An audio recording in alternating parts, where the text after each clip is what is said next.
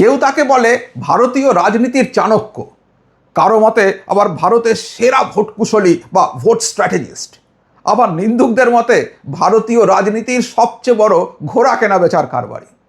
কিন্তু যে খেল তিনি এই 2026-এর পশ্চিমবঙ্গ বিধানসভা নির্বাচনে দেখালেন তা অভূতপূর্ব। কারণ উল্টো দিকে তার যে প্রতিদ্বন্দ্বী ছিল তিনিও কিছু কম যান না। এই বাংলারই তৃণমূল স্তর থেকে লড়াই করে উঠে আসা এবং 35 বছরের বাম শাসনের অবসান ঘটানো তৃণমূল কংগ্রেসের নেত্রী, বাংলার অগ্নিকন্যা নামে খ্যাত মমতা ব্যানার্জি। খেলা হবে শোরগোলে যখন তৃণমূল কংগ্রেস এবং মমতা ব্যানার্জি গোটা বাংলায় দাপিয়ে বেড়াচ্ছেন, তখন বাস্তবে খেলা করে দিয়ে চলে গেলেন চাণক্য। এবং এমন সুচতুর এক একটা চাল তিনি দিলেন যে মমতা ব্যানার্জি যখন তা বুঝতে পারলেন তখন বড় দেরি হয়ে গেছে, হাতে আর কোনো তাস অবশিষ্ট নেই। কিন্তু কি করলেন অমিত শাহ? কোন 10টা চালে একদম এফোর ওফোর হয়ে গেল তৃণমূল। 213 আসনের তৃণমূল কেন এমন লজ্জাজনক পরাজয়ের মুখ দেখল? নেমে এলো 80-র কোটায়। বলবো সব বলবো, বিশ্লেষণ করে দেখাবো কিভাবে অমিত শাহের একের পর এক সুচতুর চাল ক্রমশ ধরাশায়ী করেছে তৃণমূলকে। তাহলে আর কি, সিট বেল্ট বেঁধে একেবারে তৈরি হয়ে নিন, কারণ আগামী কিছু মিনিট নিঃশ্বাস নেওয়ারও সময় পাবেন না। তাহলে চলুন ভিডিওটা শুরু করা যাক। নমস্কার, ফান্ডাদার আরও একটা সুপার ইন্টারেস্টিং ভিডিওতে আপনাদের সবাইকে স্বাগত। তবে শুরু করার আগে যে কথাটা সবসময় বলি, ফান্ডাদা মানেই কিন্তু এরকমই চোখ খুলে দেওয়া সব ভিডিও, আপনাদের প্রতিদিনকার জীবনকে আরও একটু সহজ, আরও একটু উন্নত করে তোলার সব ইনফরমেশন। তাই চ্যানেলটাকে যদি এখনও সাবস্ক্রাইব না করে থাকেন তাহলে প্লিজ, আর হ্যাঁ, বেল আইকনটা প্রেস করতে ভুলবেন না কিন্তু, যাতে যখনই আমরা এই ধরনের দুর্দান্ত ভিডিও নিয়ে আসব আপনি সঙ্গে সঙ্গে নোটিফিকেশন পাবেন। তাহলে চলুন এবার ভিডিওতে ফিরি।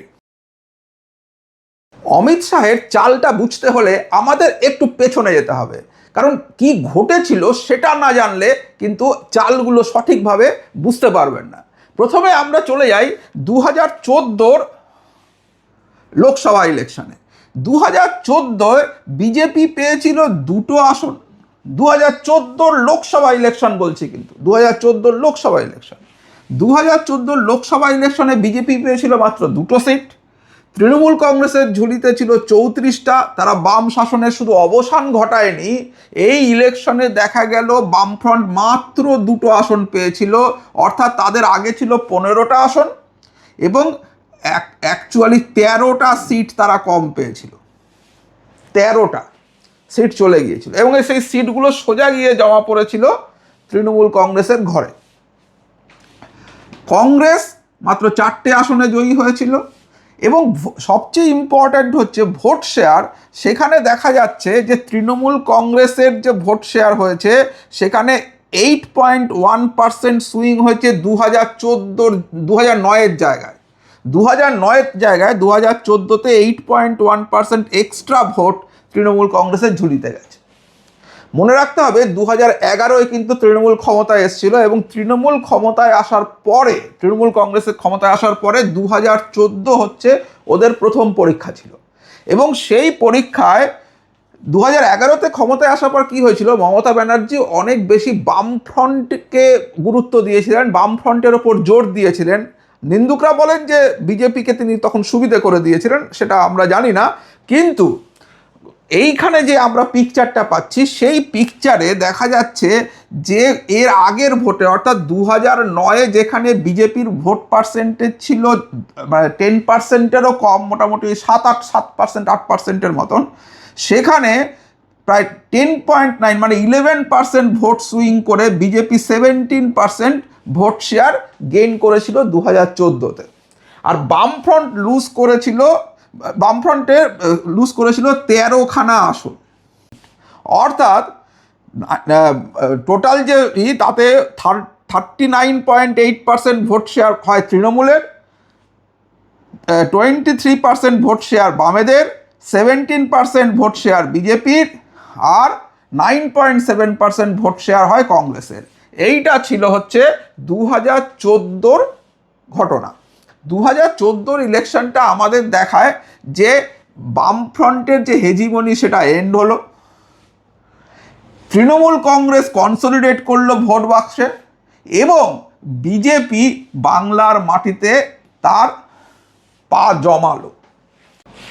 এবার এইখান থেকে কাট টু 2019, তৃণমূল কংগ্রেস পেল হচ্ছে 22টা সিট 2019-এ। 2019 আপনারা জানেন, 2019-এ আবার একটা মোদি হাওয়া আসলো, বিজেপি হাওয়া আসলো। সেই হাওয়ার উপর ভর করে ভোট হলো পার্লামেন্টে, লোকসভার ভোট। কিন্তু সেই লোকসভা ভোটে দেখা গেল তৃণমূল কংগ্রেস, যেখানে তার আগে 34টা ছিল, সেখানে 12টা সিট হারিয়ে 22টা সিটে এসে দাঁড়ালো, 22টা। আর বিজেপি যেখানে দুটো মাত্র সিট ছিল, সে 16টা সিট বাড়িয়ে 18টা সিটে এসে পৌঁছলো 2019-এ। এবং শুধু তাই নয়, যদি আপনি দেখেন যে ভোট পার্সেন্টেজও কিন্তু একদম ঘাড়ের কাছে নিঃশ্বাস ফেললো। তৃণমূলের যেখানে ভোট পার্সেন্টেজ 43.69, সেখানে বিজেপির ভোট পার্সেন্টেজ এসে দাঁড়ালো 40.64। মানে তৃণমূল এবং বিজেপির মধ্যে ভোট পার্সেন্টেজ ডিফারেন্স মাত্র 3% ছিল, মাত্র 3%। অর্থাৎ এইখান থেকে বিজেপি আবিষ্কার করলো যে তারা পশ্চিমবঙ্গে এবার ক্ষমতা দখল করতে পারে। এবং 2021-এ যে পশ্চিমবঙ্গের বিধানসভা নির্বাচন হলো, আপনাদের মনে থাকবে, সেখানে এই ডেটার ওপর ভর করে অমিত শাহ এবং নরেন্দ্র মোদী বলেছিলেন ইস বার 200 পার। আপনাদের মনে থাকার কথা, ইস বার 200 পারের সেই স্লোগান কিন্তু উঠে এসেছিল, কারণ ভোট পার্সেন্টেজের ডিফারেন্স মাত্র 3%। আপনি রেজাল্টটা শুধু দেখুন। আমরা যদি এই 2014 আর 2019-কে পাশাপাশি রাখি, তাহলে 2014-এ তৃণমূলের 34, আর এখানে এসে 22, বিজেপি 2, এখানে এসে 18, কংগ্রেসের 4, এখানে এসে 2, এবং লেফটের দুটো আসন ছিল 2014-এ, 2019-এ হয়ে গেল 0। এবং আপনি যদি এই 42টা আসনের বিধানসভাও, যে এটা তো 2019-এর তো লোকসভা, 2019-এর লোকসভা, সেটাকে যদি আপনি 21-এর বিধানসভা ইলেকশনে ওই ভোটের রেজাল্টটাকে যদি ফেলেন, তাহলে দেখা যাচ্ছে যে 164টা সিটে এগিয়ে, মানে 64টা বিধানসভা আসনে এগিয়েছিল তৃণমূল, হয়রাজ 121টা বিধানসভা আসনে এগিয়ে গেছিল বিজেপি। আর কংগ্রেস ছিল 9টা, এবং লেফট ফ্রন্ট অর্থাৎ বাম ফ্রন্টের একটা তো ওরা লিড নিতে পারেনি।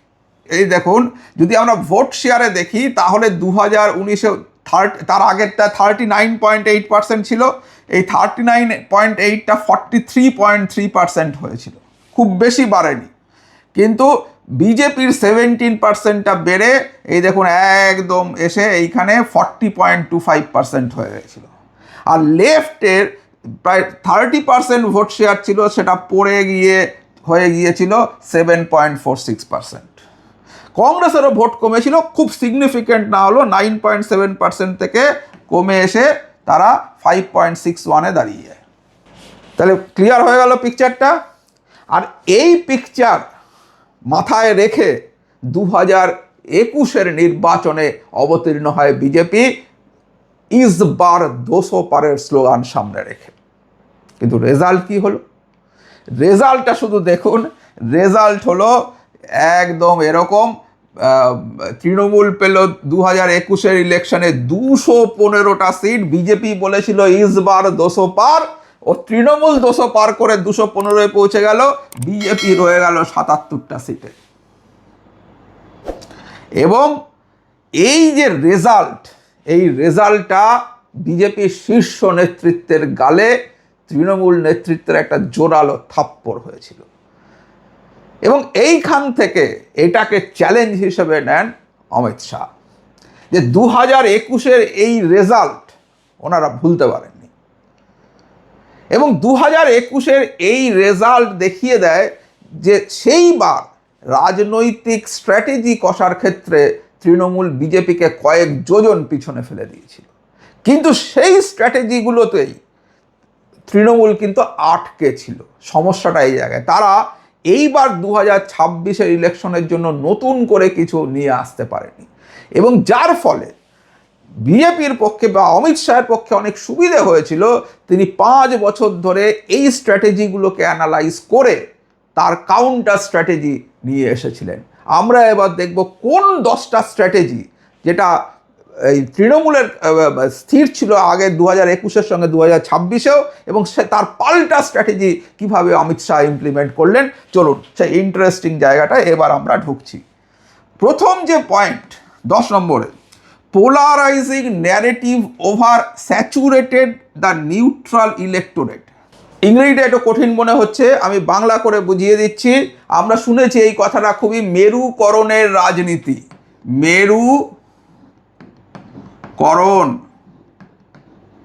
মেরুকরণ, এই মেরুকরণের যে রাজনীতি বিজেপি এখানে নিয়ে এসেছিল, সেইটা 2021-এ ওভার স্যাচুরেটেড ছিল। অর্থাৎ এই জয় শ্রীরাম ধ্বনি, এই এটা ওই ওটা, তারপরে কৈলাস বিজয়বর্গীয় নানা ধরনের কথাবার্তা, মানে যে কথাবার্তাগুলো উত্তরপ্রদেশ বা বিহার বা রাজস্থানে লোকের কাছে গ্রহণযোগ্য মনে হয়েছে, তা সেই কথাবার্তার ধরন বা সেইটা এখানে কিন্তু একদমই কাজ করেনি। কিছু লোক যারা বিশেষ করে নন বেঙ্গলি যারা, তাদের কমিউনিটিতে ব্যাপারটা ভালো মনে হলেও যারা নিউট্রাল ইলেক্টোরেট ছিল, অর্থাৎ যাদের ধর্মীয় ভাবাবেগ অত নেই, সেই ধরনের লোকেদের কাছে এই আগের যে 2021-এর যে বিজেপির ওই জয় শ্রীরাম ধরনের যে ব্যাপারগুলো ছিল, সেগুলো খুব একটা গ্রহণযোগ্য মনে হয়নি। এমন নয় যে তারা অধার্মিক, কিন্তু তাদের মনে হয়েছিল তাদের কালচারের সঙ্গে ব্যাপারটা যাচ্ছে না।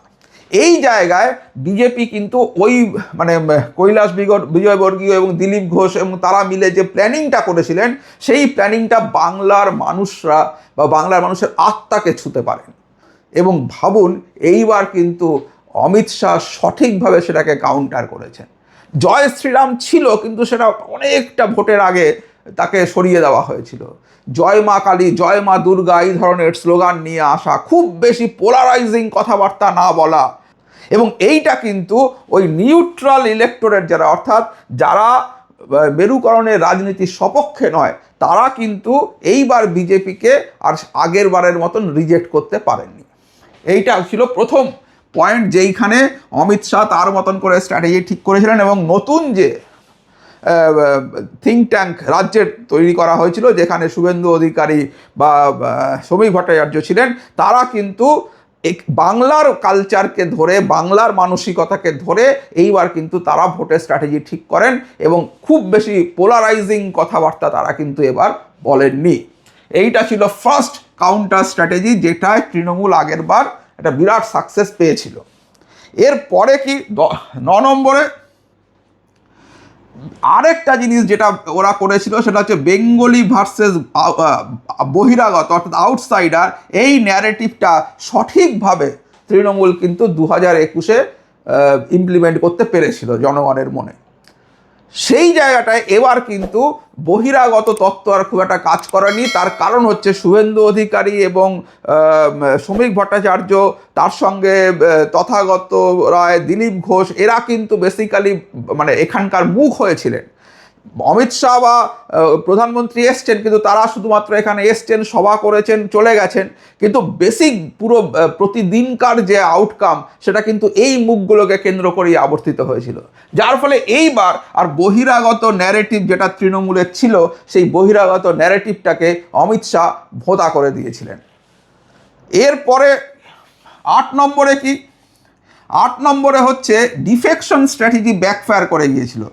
2021-এ কি হয়েছিল, 2021-এ দুর্নীতি নিয়ে বিজেপি মুখ খুলেছিল, তারা দুর্নীতিকে একটা ইস্যু করার চেষ্টা করেছিল, কিন্তু যাদের বিরুদ্ধে দুর্নীতির অভিযোগ তোলা হয়েছিল, এরা কিন্তু দুর্নীতির দায়ে অভিযুক্ত হওয়ার পর তারা বিজেপিতে জয়েন করে যান। অর্থাৎ লোকেরা ভাবলেন যে দুর্নীতির এগেনস্টে ভোট চাইছেন তারা, সেই দুর্নীতিগ্রস্তদের যদি এখানে নিয়ে আসা হয়, তাহলে আর কি তফাৎ রইল। এইবার কিন্তু অমিত শাহ প্রথম থেকেই সেই ভুল আর করেননি। 7 নম্বরে কি, 7 নম্বরে দেখুন, সাবস্ট্যান্সিয়াল মাইনরিটিস কনসলিডেশন হয়েছিল গতবার 2021-এর ভোটে তৃণমূলের ক্ষেত্রে, অর্থাৎ সংখ্যালঘু ভোট প্রায় পুরোটা, অধীর রঞ্জন চৌধুরীর আসন বাদ দিলে বা মুর্শিদাবাদের 1-2 আসন বাদ দিলে, যেখানে কংগ্রেস জিতেছে, অ্যাকচুয়ালি বিজেপির পক্ষে কোনো ভোট ছিল না, কিন্তু বাকি টোটাল ভোটটাকে, সংখ্যালঘু ভোটটাকে তৃণমূল কনসলিডেট করতে পেরেছিল 2021-এ। এইবার কিন্তু সংখ্যালঘু ভোট ব্যাংক ভাগ হয়েছে। হুমায়ুনের 2টো আসন জেতা, নৌসাদ সিদ্দিকী মানে আইএসএফ এর আসন জেতা, এইগুলো প্রমাণ করে। এবং এরা আসন জিতেছে মানে বিভিন্ন জায়গায় কিছু কিছু ভোটও তো কেটেছে।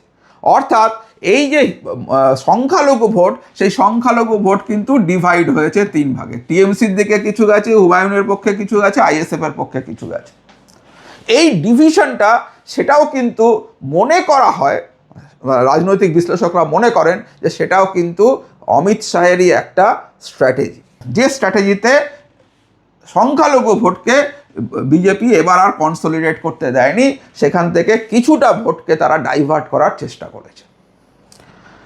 এইটা কিন্তু একটা বিরাট নেগেটিভ, যেটা এইবার তৃণমূলের পক্ষে গিয়েছে। এবং প্রত্যেকটা জিনিসকে সুচারুভাবে কিন্তু অনেক আগে থেকে প্ল্যান করে এই জায়গাগুলোকে এক্সপ্লয়েট করা হয়েছে। এবারে আসি 6 নম্বর, reliance on Prashant Kishor and IPAC for corrective measures. Actually কী হয়েছিল, 2021-এর ইলেকশনের সময় প্রশান্ত কিশোর ভোট স্ট্র্যাটেজিস্ট হিসেবে আইপ্যাকে ছিলেন এবং তার মতামতকে সম্পূর্ণ গুরুত্ব দিয়ে তৃণমূল তার ঘুঁটি সাজিয়েছিল, যেখানে ভোট কুশলী হিসেবে প্রশান্ত কিশোর কিন্তু বিজেপির ভোট স্ট্র্যাটেজির যে কাঠামো তাকে কিন্তু ছাপিয়ে চলে যেতে পেরেছিলেন। কিন্তু এইবার প্রশান্ত কিশোর আর আইপ্যাকে নেই। এখন আইপ্যাকের ওপর এইবারের যে নির্ভরতা এবং ভোটের আগে আইপ্যাকের প্রতীক জৈনকে অ্যারেস্ট করা, এর মাধ্যম দিয়ে আইপ্যাকের যে লাস্ট মুমেন্ট যে কাজগুলো ছিল সেইগুলোকেও অনেকটা পরিমাণ তাদের কিন্তু কাজ ব্যাহত হয়েছে বলে মনে করা হচ্ছে।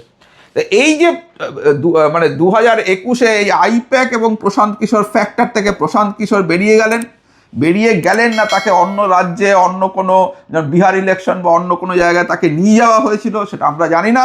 এবং আইপ্যাকের ওপর আগের বারের সম্পূর্ণ নির্ভর করা যেমন তৃণমূলের ঝুলিতে গিয়েছিল, এইবার আপনারা দেখবেন এই 2026-এর ভোট পরবর্তী জায়গায় বহু লোক কমপ্লেন করেছে যে আইপ্যাকের বর্তমান কাজকর্মের ধারা উল্টে লোকের মনে বিরক্তি উৎপাদন করেছে, তারা তৃণমূলের বিরুদ্ধে চলে গিয়েছে ভোট বাক্সে।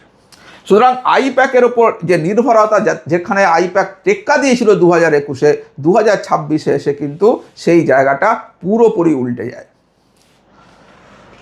5 নম্বরে কি, 5 নম্বরে হচ্ছে tactical voting and the use of the vote machinery in the grassroot level. অর্থাৎ একদম তৃণমূল স্তরে ভোট মেশিনারিকে এবং সেই ভোট মেশিনারি ইউজ করে ট্যাকটিক্যাল ভোট দান, এইটা কিন্তু তৃণমূলের একটা কি বলবো খুব ভালো একটা জায়গা ছিল। কিন্তু সেই জায়গাটা ভেস্তে যায় দুটো জিনিস এইবার। এক হচ্ছে এসআইআর, যার ফলে এসডিডি লিস্টে প্রায় 60 লক্ষের ওপরে নাম ডিলিট হয়ে যাওয়ার জন্য ওই 60 লক্ষ ভোট অন্য কাউকে সাজিয়ে আর দেওয়ার জায়গা ছিল না। প্লাস 27 লক্ষ বা প্রায় 30 লক্ষ ভোট মানে ভোটারদের এই ইলেকশনে সন্দেহের তালিকায় যেহেতু তারা চলে আসলেন, ফলে তারাও ভোট দিতে পারেননি। তার ওপরে টোটাল আপনারা যদি এইবার ভোট দিয়ে থাকেন, আপনারা দেখবেন যে মোটামুটিভাবে প্রত্যেকটা বুথের 50 মিটারের মধ্যে টোটাল জায়গাটা সেন্ট্রাল ফোর্সের হাতে দিয়ে দেওয়া হয়েছিল, যার ফলে বুথ ক্যাপচারিং বা বুথ জ্যাম এই ধরনের ঘটনাও কিন্তু এবার প্রায় ঘটেনি বললেই চলে, 1-2 জায়গা ছাড়া। এবং এই যে ভোট মেশিনারি, যেটাকে 2021-এ তৃণমূল সাকসেসফুলি ইউজ করতে পেরেছিল, ভোটার রোলকে যেভাবে সাকসেসফুলি ইউজ করতে পেরেছিল, 2026-এ এসআইআর এবং তার পরবর্তী সেন্ট্রাল ফোর্সের ডিপ্লয়মেন্ট তাদের কিন্তু এই পুরো গেমটাকে ওলট পালট করে দিয়েছে। এটাও কিন্তু একটা সাংঘাতিক স্ট্র্যাটেজির মধ্যে পড়বে। 4 নম্বরে imperfections in electoral roll of West Bengal for decades, যেটা আমি জাস্ট এর আগে করলাম যে বহু বছর ধরে 23-24 বছর ধরে ইলেকটোরাল রোলকে এডিট করা হয়নি। এটা কিন্তু 2021-এ তৃণমূলের পক্ষে গিয়েছিল, আর 2026-এ এই পুরো জিনিসটা তৃণমূলের এগেনস্টে কাজ করেছে। আর কি 2021-এ যেটা ছিল সেটা হচ্ছে যে non consolidation of majority Hindu vote, অর্থাৎ হিন্দু ভোটকে 2021-এ বিজেপি এক কাট্টা করতে পারেনি। তারা অনুপ্রবেশ ইস্যু 2021-এও তুলেছিল, কিন্তু সেই অনুপ্রবেশ ইস্যু খুব বেশি দাগ কাটতে পারেনি। কিন্তু এইখানে অমিত শাহের খুব একটা কৃতিত্ব নেই। আপনারা যদি এর আগের ভিডিওতে কেন এই ভরাডুবিটা দেখে থাকেন, তাহলে আপনারা জানেন আমি ঠিক কী বলতে চাইছি। এইটা লাখ তৃণমূলের এগেনস্টে গেছে, আর বিজেপির পক্ষে গিয়েছে বিকজ অফ বাংলাদেশ। এই বাংলাদেশের ঘটনা জনমানসে এমন প্রভাব ফেলেছে যে এই অনুপ্রবেশ ইস্যু এইবার সাংঘাতিকভাবে চর্চায় চলে এসেছিল, এবং এই অনুপ্রবেশ বিরোধী সেন্টিমেন্ট কাজ করার জন্য হিন্দু ভোটের একটা মেজরিটি কনসলিডেট করে গিয়েছে এই 2026-এ, যেটা 2021-এ যায়নি। এবারও বাংলাদেশ যদি না হতো তাহলে কতটা যেত আমার সন্দেহ আছে। আপনারা, আবারও বলছি, ওই ভিডিওটা আমি লিঙ্ক দিয়ে দিচ্ছি, ওই ভিডিওটা দেখুন, আপনাদের কাছে জলের মতন পরিষ্কার হয়ে যাবে যে বাংলাদেশ এফেক্ট কীভাবে এই নির্বাচনে প্রভাব ফেলেছিল। 2 নম্বরে 2021-এর ইলেকশনের ঠিক আগে মমতা ব্যানার্জির বা প্রশান্ত কিশোরের বলা যেতে পারে আইপ্যাকের মাস্টার স্ট্রোক ছিল লক্ষ্মীর ভাণ্ডার, এবং এই লক্ষ্মীর ভাণ্ডার, স্বাস্থ্যসাথী, এই ধরনের স্কিমগুলোকে ইমপ্লিমেন্ট করে, তার সঙ্গে দুয়ারে সরকার, দিদিকে বলো, এই ধরনের বিভিন্ন welfare and cash transfer scheme implement করার জন্য 2021-এ কিন্তু পুরো ভোট সুইংটা তৃণমূলের পক্ষে চলে গিয়েছিল। শুধু তাই নয়, এর ফলে যেটা হয়েছিল সেটা হচ্ছে যে মানে মহিলা ভোট তৃণমূলের পক্ষে কনসলিডেট হয়ে যায়। সেটা সংখ্যালঘু শ্রেণীর মহিলাদের হতে পারে, সংখ্যাগুরু শ্রেণীর মহিলাদের হতে পারে, এই সমস্ত ভোট তৃণমূলের পক্ষে চলে যায়। কিন্তু সেইটাকে এইবার কাউন্টার করেছিল বিজেপি, আপনারা সবাই জানেন। এক তো হচ্ছে লক্ষ্মীর ভাণ্ডারের বদলে অন্নপূর্ণা যোজনার 3,000 টাকার প্রতিশ্রুতি দিয়ে লক্ষ্মীর ভাণ্ডারের যে এজ তৃণমূলের হাতে ছিল সেটাকে পুরোপুরি ডিস্ট্রাক্ট করে দেওয়া হয়, পুরোপুরি ধ্বংস করে দেওয়া হয়। আমি অনেকের সঙ্গে কথা বলেছি যারা লক্ষ্মীর ভাণ্ডার পেতেন, তারা কিন্তু এই আশাতেই বিজেপিকে ভোট দিয়েছেন যে এবার বাক্সে 3,000 টাকা করে মাসে আসবে। সুতরাং আমি যদি ধরে নিই যে সেটারই প্রতিফলন সমাজের সর্বস্তরেই পড়েছে, সব জায়গাতে পড়েছে, তাহলে মহিলা ভোটার কনসেন্ট্রেট করা তৃণমূলের যে চালটা, যেটা প্রশান্ত কিশোর তৈরি করে গিয়েছিলেন, কিন্তু সেটা খুব খারাপ হয়েছিল। কেন, আমি সেটা পরে আরেকটা ভিডিওতে ডিসকাস করব। যে যার ফলে এখন যে সিস্টেমটা তৈরি হলো সেটা হচ্ছে ওভার বিডিং, অর্থাৎ ও এই দিচ্ছে আমি এই দেবো, ও ওটা দিচ্ছে আমি এটা দেবো। এই যে ওভার বিডিং সিস্টেম, এটা কিন্তু দেশের অর্থনীতির জন্য একটা বিরাট ক্ষতিকর। সেটা আমরা পরে অন্য কোনো একটা ভিডিওতে আলোচনা করব। এবং তার সঙ্গে এক্সট্রা করে বিজেপি যেটা যোগ করে সেটা হচ্ছে সুরক্ষা বা সেফটি ইস্যু। এই মহিলাদের সুরক্ষা ইস্যুটা সামনে চলে আসে, এবং বিভিন্ন ঘটনা সমাজের সর্বস্তরে মহিলাদের সুরক্ষা, আরজিকর, যেটা একটা যাকে বলা যেতে পারে একটা বিরাট উদাহরণ এই ব্যাপারটার। একজন ডাক্তার, তিনি তার হসপিটালের মধ্যে এইভাবে ব্রুটালি রেপড অ্যান্ড মার্ডারড হচ্ছেন, সেই ব্যাপারটা কখনোই সাধারণ লোক ভালোভাবে নেয়। তার সঙ্গে সন্দেশখালীর ঘটনা তাতে আরও বেশি পয়েন্ট অ্যাড করে। এবং এই সমস্তগুলোর ফলে এক তো হচ্ছে 3,000 টাকার অ্যানাউন্সমেন্ট, ওমেন সেফটি অ্যান্ড সিকিউরিটিকে একদম ওপরের তালিকায় নিয়ে চলে আসা মহিলা ভোট ব্যাংকে একটা বিরাট ধস নামিয়ে দিয়েছে তৃণমূলের। এবং এই 10টার মিলিত যোগফল হচ্ছে এই রেজাল্ট, যে রেজাল্ট আমার মনে হয় খুব সম্ভবত বিজেপির নেতারাও আশা করতে পারেননি। কিন্তু এই সবগুলো ফ্যাক্টর কাজ করে গেছে, এবং 2021-এ যে থাপ্পড় তৃণমূল কংগ্রেস এবং তার শীর্ষ নেতৃত্ব বিজেপিকে মেরেছিল, সেই থাপ্পড় এবার বিজেপি শীর্ষ নেতৃত্ব তৃণমূল কংগ্রেসের শীর্ষ নেতৃত্বকে ফেরত দিলেন। আজকের ভিডিও এখানেই শেষ করছি। ভালো লাগলে অবশ্যই সবার সঙ্গে শেয়ার করুন। এখনও সাবস্ক্রাইব করেননি, কি করছেন? সাবস্ক্রাইব করুন, বেল আইকনটা প্রেস করতে ভুলবেন না, কারণ এরকমই গুরুত্বপূর্ণ ভিডিও নিয়ে আমি শিগগিরই আবার এই চ্যানেলে ফিরে আসবো। ততক্ষণ অবধি বাই।